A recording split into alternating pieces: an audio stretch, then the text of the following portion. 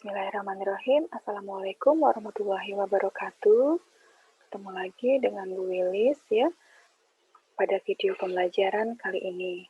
Nah, pada pembahasan kali ini kita akan membahas terkait dengan konsep dasar keperawatan gerontik ya atau pada lansia gitu ya. Seperti pertemuan-pertemuan yang sebelumnya, kita hanya akan membahas terkait dengan konsep dasarnya saja. Nah, gerontik ya, ini artinya adalah gabungan dari dua kata yaitu gerontologi dan juga geriatri. Ya, gerontologi itu adalah apa? Yaitu cabang ilmu yang membahas ataupun menangani terkait dengan proses penuaan dan juga masalah yang timbul pada orang-orang yang berusia lanjut atau lansia ya, atau lanjut usia. Geriatrik yaitu berkaitan dengan penyakit atau kecacatan yang terjadi pada orang yang berusia lanjut, artinya penyakit yang dialami oleh orang-orang yang lansia ya. Nah, sehingga geriatric nursing yaitu adalah praktek keperawatan yang berkaitan dengan penyakit pada proses menua seseorang. Ya. Nah, di sini. Jadi kita perlu ketahui dulu tadi ya, gerontik artinya kita akan membahas terkait dengan lansia dan juga penyakit yang menyertainya seperti itu. Ya. Nah, keperawatan gerontik juga disebut dengan pelayanan profesional yang didasarkan dengan ilmu dan juga kiat keperawatan gerontik, baik itu dalam bentuk biopsikososial, kultural, dan spiritual yang komprehensif ditujukan pada klien yang lanjut usia, baik lanjut usianya itu sehat maupun pada lansia yang sakit, pada tingkat individu atau seseorang ya, satu orang atau dalam keluarga ataupun kelompok yang berada di panti ataupun masyarakat. Jadi nanti ada keperawatan gerontik dalam tingkat individu, artinya memang dilihat dari seseorang itu lansianya. Keluarga, bagaimana dengan keluarga yang memiliki keluarga yang lanjut usia, lalu bagaimana dilihat dari kelompok ataupun panti gitu ya. Nah, tujuannya apa sih kita melakukan asuhan keperawatan gerontologi? Yang pertama adalah meningkatkan kemandirian dalam ADL ya dengan upaya promotif, preventif dan juga rehabilitatif. Yang kedua, meningkatkan dan mempertahankan kesehatan dan kemampuan dalam melakukan tindakan pencegahan serta perawatan. Mempertahankan serta memiliki semangat hidup yang tinggi, menolong dan merawat gerontik yang menderita sakit sesuai dengan kemampuan gerontik, menegakkan diagnosa dini bagi petugas kesehatan, mempertahankan kebebasan yang maksimal dengan meningkatkan kemandirian. Ini adalah tujuan dari asuhan keperawatan gerontologi atau asuhan keperawatan gerontik. Nah, fokus dalam asuhan keperawatan gerontologi yaitu apa saja? Yang pertama, peningkatan kesehatan atau health promotion. Ya, karena pada kondisi dengan lansia, artinya di sini sudah banyak mengalami penurunan fungsi tubuh. Ya, baik itu fungsi motorik kasar maupun motorik halusnya. Ya, dalam geraknya ataupun dalam pemikirannya, artinya sudah mulai linglung dan lain sebagainya. Sehingga di sini fokusnya adalah untuk meningkatkan kesehatannya, menjaga kesehatan. Mencegah penyakit, artinya mempertahankan kesehatannya, preventif, ya. Mengoptimalkan fungsi mentalnya dan menganalisa gangguan umum yang terjadi pada lansia. Beberapa prinsip pelayanan geriatri atau lansia, yang pertama adalah pendekatan yang menyeluruh, ya, orientasi terhadap kebutuhan klien. Kita perlu tahu apa sih yang dibutuhkan oleh klien, apa sih yang dibutuhkan oleh para lansia ini, ya. Lalu yang berikutnya adalah diagnosa secara terpadu, bekerja secara teamwork, ya, lalu melibatkan keluarga dalam pelaksanaan. Karena yang namanya lansia tidak bisa melakukan apa istilahnya tindakan itu mandiri, ya, karena memang tadi sudah saya sampaikan bahwa sudah fungsi tubuh fungsi tubuh klien dengan lansia ini sudah banyak yang menurun. Ya, artinya salah satunya contohnya muskulusnya atau otot-ototnya, tulang-tulangnya sudah mulai menurun, sudah mulai bengkek, sudah mulai sering nyeri, susah jalan, susah naik tangga, dan lain sebagainya. Artinya kan ada penurunan fungsi, ya, atau mungkin penurunan dari eh, apa namanya fungsi otaknya. Pasien mulai linglung, mulai lupa, ya, terus apalagi, ya yang paling sering adalah pasien dengan lupa, itu ya, karena sudah semakin usianya sudah mulai bertambah. Sehingga kita memerlukan keluarga, baik itu anaknya, artinya adalah keluarga terdekat. Entah itu anaknya atau pasangannya, suami istrinya, ataupun cucunya, dan lain sebagainya. Artinya membutuhkan teamwork, tidak bisa bekerja sendiri. Tidak bisa hanya dilihat dari tenaga kesehatannya, tapi juga perlu bantuan dari pihak keluarga. Nah, beberapa pengelompokan dari usia, ya, usia lanjut atau lansia, ya, yang menurut Depkes RI ada beberapa penggolongan. Yang pertama adalah virilitas. Virilitas ini uh, usia 45 sampai 54 tahun. Ini menurut Depkes ya, Depkes RI. Lalu yang kedua adalah presenium. Nah, presenium ini mulai usia 55 sampai 64 tahun, senium 65 tahun ke atas. Ya, artinya mulai 65 ke atas sampai pasien itu meninggal disebut dengan kondisi senium atau pada golongan senium. Nah, tetapi sedikit berbeda pada WHO. Nah, WHO mengatakan usia lanjut adalah di usia 60 sampai 74 tahun.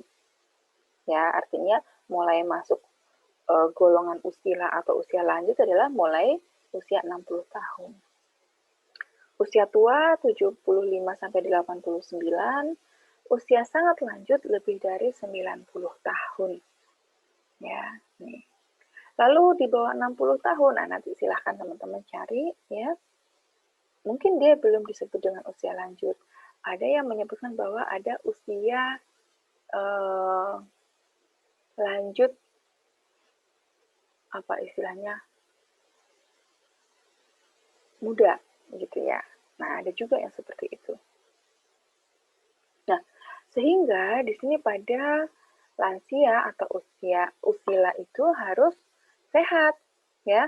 Sehat di sini dilihat dari apa? Bebas dari penyakit baik itu fisik, mental maupun sosial.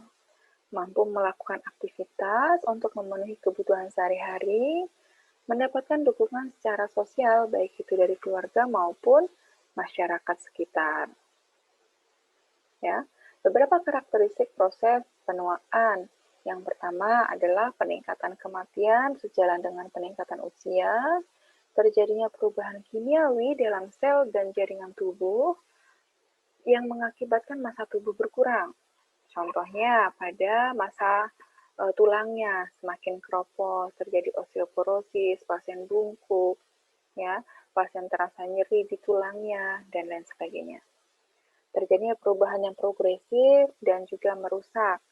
Tadi tulangnya sudah mulai keropos, itu merusak, ya, progresif terus-menerus. Kenapa? Karena kurangnya kalsium, ya, menurunnya kemampuan untuk beradaptasi dengan adanya perubahan lingkungan, karena lingkungan kita setiap hari pasti berubah, ya, teknologi semakin maju, tetapi kondisi pasien, kondisi usila ini sudah mulai tidak bisa mengimbangi dengan kemajuan teknologi, sehingga terjadilah di sini penurunan dalam adaptasi.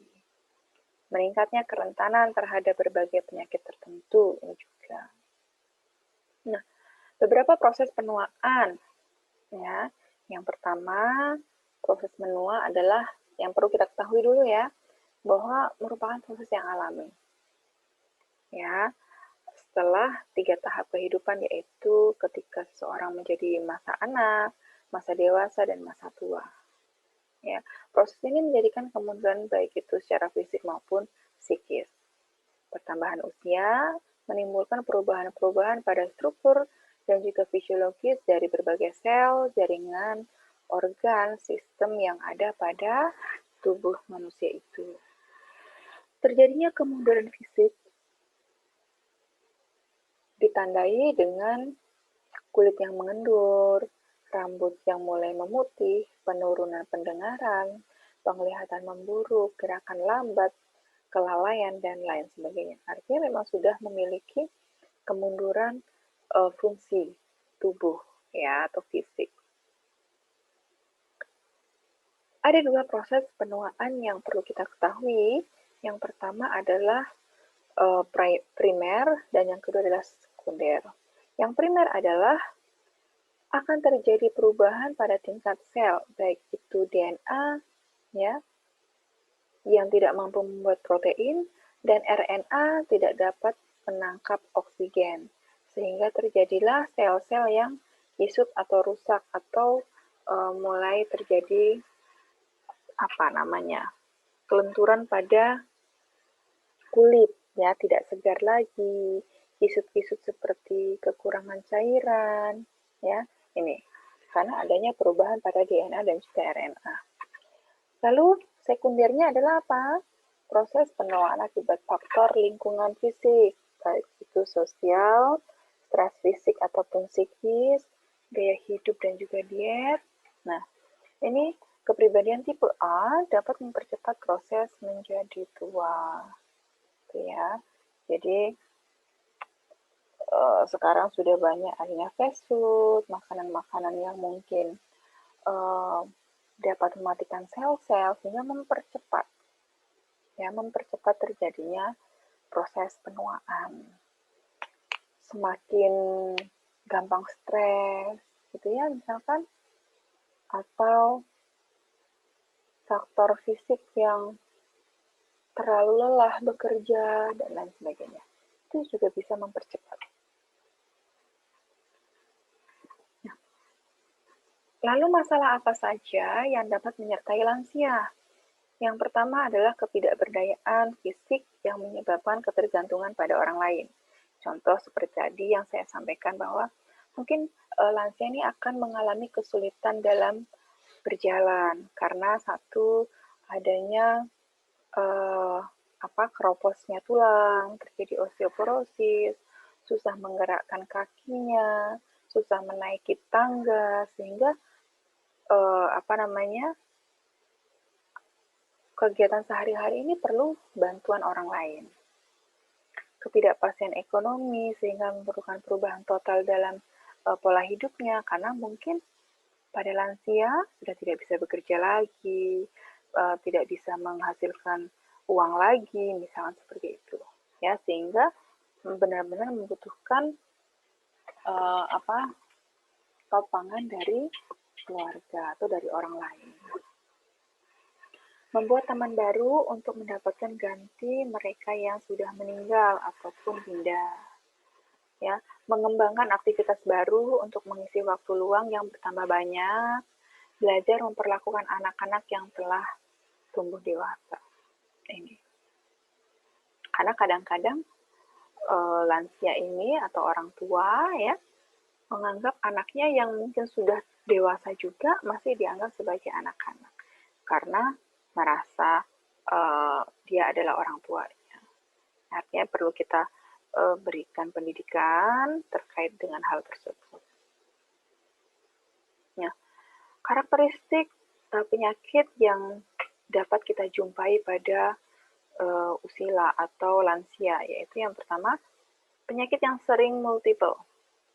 yaitu saling berhubungan satu sama lain.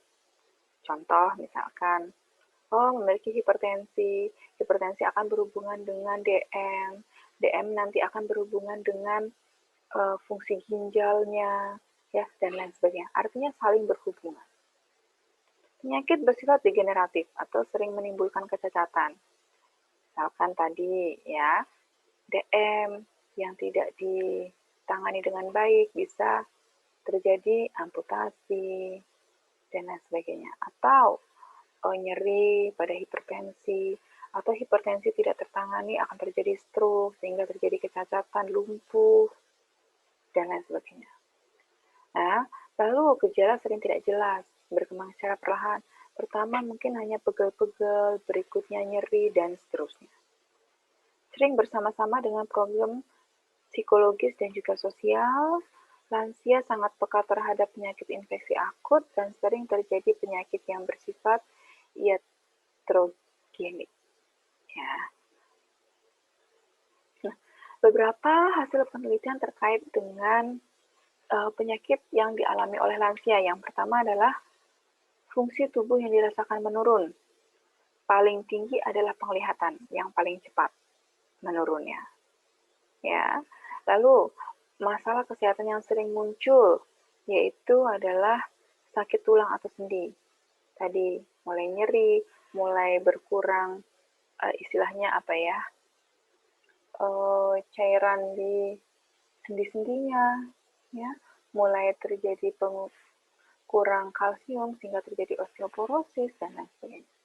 Nah, penyakit kronis yang sering terjadi adalah rematik yang paling utama, yang paling sering terjadi ya pada muskuloskeletal gitu.